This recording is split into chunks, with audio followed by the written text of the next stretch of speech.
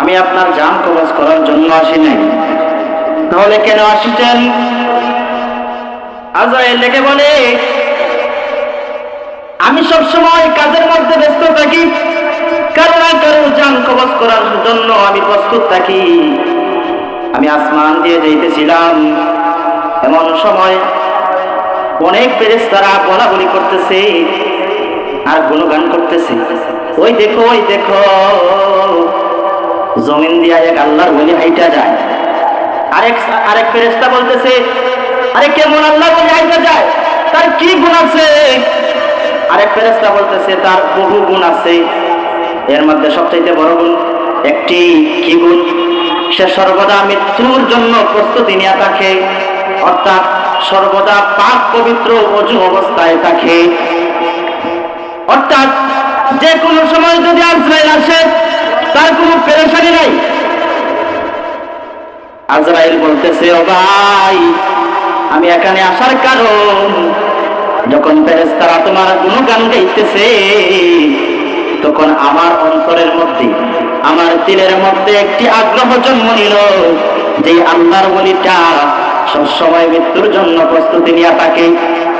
ও ভাই, আমি আজরাইল কত মানুষকে জান কবজ করেছি, এমন মানুষের জান কবজ করেছি সে গান বাজনার অবস্থায় ছিল, গুনাহ করা অবস্থায় ছিল, এমন অবস্থায় আমি জান কবজ করেছি।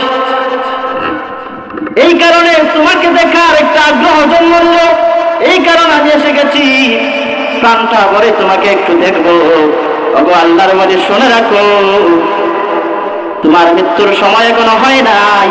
যখন তোমার মৃত্যুর সময় হবে, আল্লাহ পাক তোমার জান কবজ করার জন্য যখন হুকুম আমাকে দিবে, আর আজকে যে অবস্থায় তুমি আছো, যে সময় তোমার জান কবজ করার জন্য আসবো, সেই সময় যদি এইরকম পাক পবিত্র আর মৃত্যুর জন্য প্রস্তুতি নিয়ে থাকতে পারো, ওগো ভাই শুনে রাখো, সেই দিন আমি আজরাইল খালি হাতে আসবো না, জান্নাতটা সাথে নিয়ে আসবো।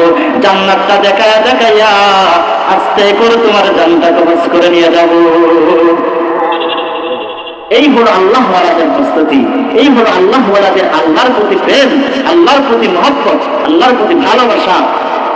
আমার ভাইরা, আমাদের এইরকম আল্লাহর প্রতি প্রেম, আল্লাহর প্রতি ভালোবাসা আমাদের অন্তরে জাগ্রত করতে হবে, আল্লাহর প্রতি ভালোবাসা অন্তরে লালন করতে হবে। আরেক আল্লাহর ওলি পাঞ্জাবের, এই আল্লাহর ওলির এক আশ্চর্যজনক ঘটনা।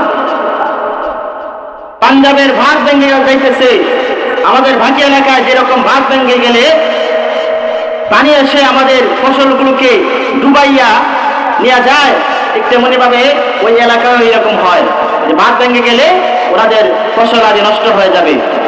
তখন সবাই ওই আল্লাহর ওলির কাছে গেল। ওই আল্লাহর ওলির নাম হলো শাহেদুল্লাহ। গিয়ে বলল, আল্লাহর ওলি, আপনি একটু আমাদের বাদের কাছে গেছে দোয়া করেন, জানি আল্লাহ ওয়ালাদের দোয়া আল্লাহ তাআলা কবুল করেন। আল্লাহ ওলি দোয়া করেন যাতে ভাগ ভেঙে না যায়। আল্লাহ ওলি বলতেছে, যাও তোমরা কোদাল নিয়ে আসো। সবাই কোদাল নিয়ে আসলো। আল্লাহর ওলি বাদের কাছে যাইয়া বাদের জন্য দোয়া করবেন তো দূরের কথা, উনি কোদাল দিয়া বাদ আরো ভেঙে ফেলতেছে। লোকেরা তো অবাক হয়ে গেল, আরে আল্লাহ ওয়ালাকে আমরা আনলাম দোয়া করার জন্য, উনি তো দেখতেছি আরো বাদ ভেঙে দিতেছে। প্রশ্ন করা হলো, আপনাকে আনছি দোয়া করার জন্য, আপনি বাদ কেন বলতেছেন? আল্লাহ ওলি জবাব দিল যে, তোমরা আমাকে দোয়া করার জন্য আনছো যে যেন বাদ টিকে থাকে, বাদ যাতে না ভাঙে, কিন্তু যাদের মাওলা উধারে শাহে দৌলা, মাওলা যদি চায় বাদ ভেঙে যাক, মাওলা যদি চায় ফসল আদি ডুবে যাক, আমি শাহে দৌলা কেন চাইবো বাদ না ভাঙুক? আমি শাহে দৌলা কেন চাইবো যে ফসল না ডুবো? সাথে সাথে এই বাদ ভাঙা বন্ধ হয়ে গেল। আল্লাহ পাক ফেরেশতাদেরকে বলে দিলেন, এ ফেরেশতারা, যে আল্লাহ ওলি এত মহব্বত আমার প্রতি, এত দরদ আমার প্রতি, যে আমি যা চাই সেও তা করে, আমি যা পছন্দ করি সেও তা পছন্দ করে, না না, তাকে অসম্মানী করা যাবে না, যাও যাও ভাতটা বেড়ে দাও। সুবহানাল্লাহ। এটাই ছিল আল্লাহ ওয়ালাদের চরিত্র, আল্লাহ ওয়ালাদের আল্লাহর প্রতি প্রেম এবং মহব্বত আর ভালোবাসা। আরেক আল্লাহর ওলি ছিলেন, উনি নবী ছিলেন না, অনেক বড় ওলি ছিলেন। ওলামায়ে কেরামের মত পার্থক্য রয়েছে। অনেকেই বলেছেন নবী ছিলেন, অনেকেই বলেছেন ওলি ছিলেন। ওনার নাম হলো লুকমান আলাইহিস সালাম। আল্লাহ পাক রব্বুল আলামিন ওনার নামে কোরআনুল কারীমে একটি সূরা নাযিল করেছেন, সূরা লুকমান। লুকমান আলাইহিস সালাম ছিলেন একজন আদর্শ পিতা।